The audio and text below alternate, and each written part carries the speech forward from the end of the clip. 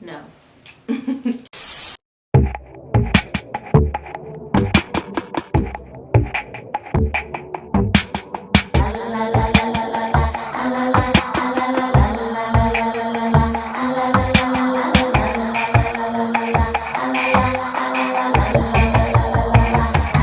What is up, Voodoo Tribe? It's your girl Naja here, and I'm back with another video. And this video is going to be a story time video. I know you guys love my story time videos, and this is something that I have remembered the other day, and I just wanted to share it with you guys. It's kind of scary, but it happens. It happens, you know. If you guys are new to my channel, please go ahead and click that thumbs up button and subscribe. If you're not already subscribed, we're on the road to 100K. I'm super excited. We are super close.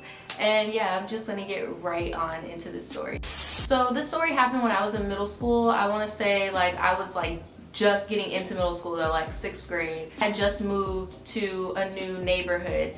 Now I literally moved like right up the street from the neighborhood that I was already at. So it's kind of like instead of waiting for the bus on the opposite side of the street, I was waiting for the bus on, you know, that side. So it's like old neighborhood, new neighborhood. Well, okay, look, it was like old neighborhood, new neighborhood, and then there was a neighborhood right there, and that's where I lived, but I would walk right here because my mom didn't want me crossing the street. Obviously, I was only in 6th grade. So that was the little bus stop where all of us would sit at. Sometimes kids from across the street would walk over to our bus stop, and the bus would like pull in the middle because the median like broke off and there was a little space. So the bus would pull in the middle and put on the little stop things, and we would all just walk up to the middle and get on the bus so none of us could get hit by cars or whatever, right? So good old bus stop. And I had just moved into my new place, so I just recently started being on the other side, and you know, it was the same kids that were on the bus already, so it wasn't like a huge like new kid moment. Like I already knew these people, and we would just like chop it up and talk, and you know, nothing serious. So I remember one day when I was walking to my bus stop, there was this man. And he was like an older black man, you know. He had that haircut where there's no hair on the top, but there's like hair on the sides. He had like gray hair on the sides.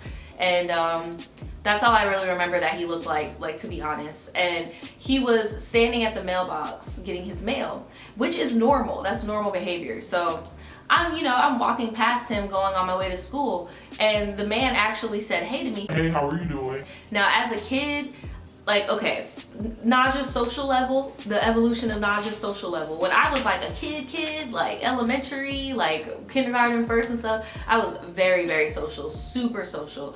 But then like once like late elementary happened, because of some shit that happened in life or whatever, I was just a very like introverted kid. Like I did not trust people. So early Naja may have been like, hey, you know, how are you doing, sir? But this point in time of my life, I don't know you, you're a stranger, I don't trust you, like I don't know. So he said, hi, how are you doing? And I just looked at him, and then I just kept walking. So I keep walking, I ignore him, and I walk along the grass, and I go to the bus stop, right? That was the first time I had ever seen him. So the second time was when I was coming home from school. So I was coming home from school and I was walking, and mind you, it's like the majority of the kids, there was only one other kid that lived in my neighborhood, because my neighborhood was at that time was privately owned. It was a bunch of condos, so you went through the owner, like the landlord, the owner of the condo, to get a place, okay? And that's how the majority of, I'm gonna get to it. So I was walking home by myself a lot, like at that age, because it's literally like the kids that was on this side of the street and that side of the street had like groups of kids that could walk home with, but me and one other boy had to walk all the way up and then go into our neighborhood and go home. So the boys apartment was like, or condo, whatever, his house was closer to the front, and mine was like further in the back, so I had more walking to do. So I was walking home, and I just felt somebody behind me, and I'm like, bro, it's probably that boy picking on me, because he always picked on me. So I thought like he was just messing with me, but I turned around and it was the man with the dog. He stopped walking when he noticed I turned around and looked at him, and then I just like started power walking to my house. He didn't chase me, he didn't do anything like that. He just stayed in that spot, and I just started running after a while because I didn't know if he was behind me or not, and I was scared. So I went home, and that night I did tell my mom. I was like, hey mom, like this weird creepy dude, like, you know, he's just outside walking his dog behind me, and he asked me how was I doing. And you know, when you say it like that, it sounds like, you know, girl, you're tripping. And that's exactly what my mom was like. Well, did he touch you? And I'm like, no, he didn't touch me. Did he ask you if you wanted to go anywhere with him? I was like, no, he didn't. Well, I mean, maybe he just had to walk his dog, and maybe he saw you when he was getting his mail and just said hello. Like, he didn't touch you, he didn't ask you to do anything you're not comfortable with. Like, it may just be a misunderstanding. Okay, whatever. I think it was like a little bit after that. I just stopped seeing him after the incident with him and the dog. I stopped seeing him for a little while. So there was one morning where I was at school and I was going to the bus stop. There was another kid who had told me, oh my God, there goes that creepy guy. What do you mean the creepy guy? And I looked, he was across the street by the other kid's bus stop walking his dog, right? I'm like, that's dude who gave me that creepy feeling the other time. So I asked that kid, I'm like, why is he the creepy guy? Because he just be staring, like he just gives me a weird feeling. I'm like, me too. Like, he asked me how I was doing the other day, like, but my mom feels like it's casual, but I feel like it's something else. Like, I'm over here being investigative and shit. So yeah, that was the next time I saw him after that. Now, I saw him again when I was walking home. This time he didn't have his dog. He was literally just walking by himself. And I asked my guy friend, I was like, hey, do you mind like walking me home? Because dude was literally conveniently walking the same direction from the bus stop at the time where I got off of school. So I asked the guy that lives in the neighborhood, I was like, hey, like, real shit, like no kitty type shit, because he would always pick on me and shit, but I'm like, no kitty shit, like, can you please like walk me home? Like, this guy creeps me out. I told my mom and she doesn't think anything of it, but there's just too many things adding up that's not right. Like, it's just not right. He walks me home or whatever, and the dude is still following us. So the dude is still following us.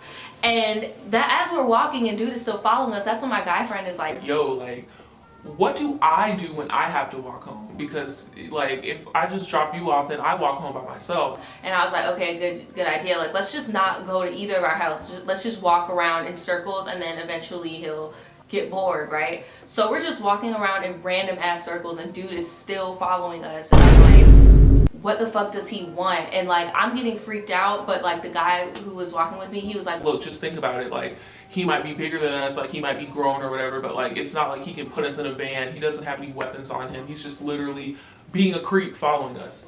So finally, after doing like 3 laps of the fucking neighborhood, this dude just like, you know, makes a sharp left or a sharp right and just dips out. And that was that. My friend and I dispersed, and then we went home after that. So I told my mom about that incident again, and she was just like, oh, well, okay, yeah, that is a little weird. Like, let's go on the registry site. You know, the sex offender registry site. So I don't know if anywhere else has this, but in Florida, we have like a website where we can go and like see the sex offender registry, where they live, their past residence, their jobs, stuff like that. So we looked it up, and we plugged in our neighborhood. And mind you guys, like, neighborhood that we lived in was predominantly old people. Me and that other guy were the only kids that lived in that whole neighborhood. And I knew because every time we would go and play on the weekends, or me and my brother would play on the weekends, and my brother obviously, and we would be the only kids outside throughout the whole neighborhood on the weekends. Like, there were no kids. It was just old people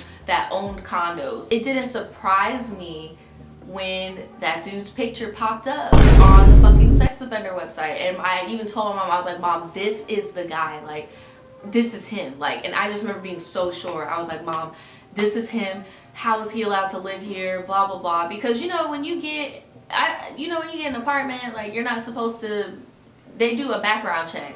But my mom told me, she's like, well, technically these are owned by private owners. So this is kind of the route you would take if you do have, like, if you are a sex offender, or if you are a felon or stuff like that. Like, you need to go through a private owner, talk to them, hey, is it cool if I live in XYZ? And then you do what you want to do, because they own that property.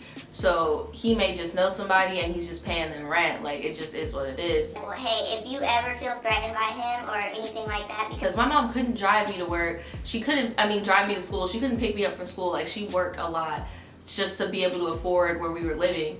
So she was like, look, I can't do what I would want to do in this situation, but if he even tries anything, just call the cops. Like, he's a registered sex offender. He should not be around kids, And since you're telling me he's over here walking by the bus stops and shit and following you and your friend home, that's a fucking problem. So if you catch him in the act of doing something like that, call the police. So I'm like, okay, dope. You know, I'm all trigger happy to call the fucking cops on this man because he's so creepy. So after, you know, my mom and I looked it up on the website, she actually printed out the picture and shit just so she could remember, just in case she saw him or anything like that, like lurking around our house or anything of that type of creepy ass nature.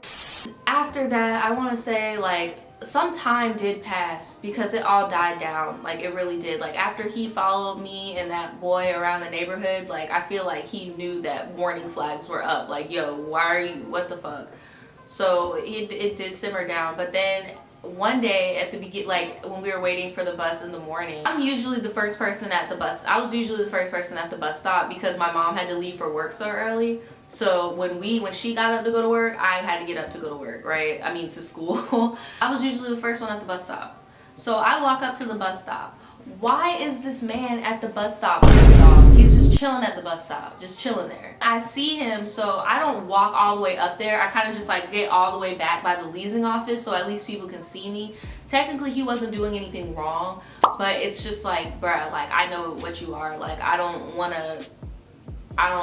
like this. I really don't. So eventually more kids started showing up. So then I walked with them up to the bus stop and bro was still standing there with his fucking dog, just looking, just staring, just quiet as fuck, not saying anything and just looking. And like we're all like shook, like we're all super shook. So I called my mom and I was like, Mom, and I said it right in front of him. I did not care. Like I literally called my mom on my little ugly ass Nokia fucking potato phone, and I called her and I was like, Mom, the guy's at the bus stop. The guy's at the bus stop. And when I tell you, this man literally yoked his dog up. Like that dog was like choked his, like literally yoked his dog up and started power walking back towards our apartment opening and not our bus stop. And my mom was like, Naja, why are you calling me? I told you to call the police. Like, what are you doing? Like, hang up and call the police. well, he's leaving now. Well, you know what? I'm gonna handle this myself. She said she was gonna go to the property managers, like, because there was a head office where you went so you can get in contact with private owners so that you could,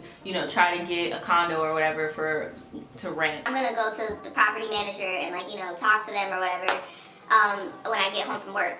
So she did that, and basically she told me that they said that they were going to talk to the owner of the property that he was staying in and see what they're gonna do, because they probably referred him to this community because they assumed there wasn't gonna be any children, but it's a violation for him to be around children. So I don't get, like, I don't know what happened to him. We stopped seeing him. He didn't come around anymore. Like that was that. I didn't even see him in the neighborhood walking his dog anymore.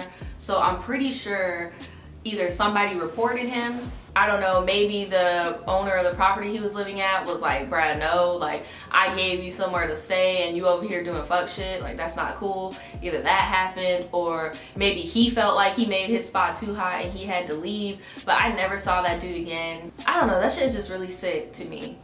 Like that shit's just really sick. Like you really got a problem. Like, and I know there are some people who are sex offenders who, like, you know, were 18 and had a 16-year-old girlfriend and now you're a sex offender. Like I get that, but just the fact that you are a sex offender and you over here fucking at children's bus stops, you know good and damn well you're not supposed to be around kids.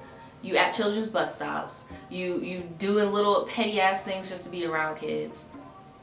Like really? Like really, your dog can't have to pee that much.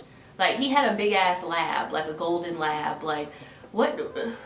Your dog's grown as hell. Your dog does not need to pee that much. Like what are you doing? Like, but yeah, that was a time where my neighbor was a sex offender, and that was the last time I ever saw him. My mom was like really like pissed about that. Like, and she was even mad at me, which isn't cool. Like, don't, anybody out there, if somebody's telling you somebody is doing some creepy shit, like don't snap at them. Like my mom was snapping on me for a while. She was like, you should have called the police instead of called me.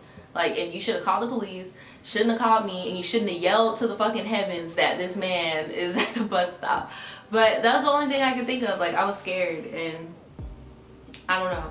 But yeah, that's what happened. Has anything similar ever happened to you guys? Have you ever had like a creepy person in your neighborhood, excuse me, that has been like a confirmed risk to your community and they just be doing sketchy ass shit all the time, let me know in the comments below. I would love to hear them. And yeah, I will see you guys next time. Bye bye.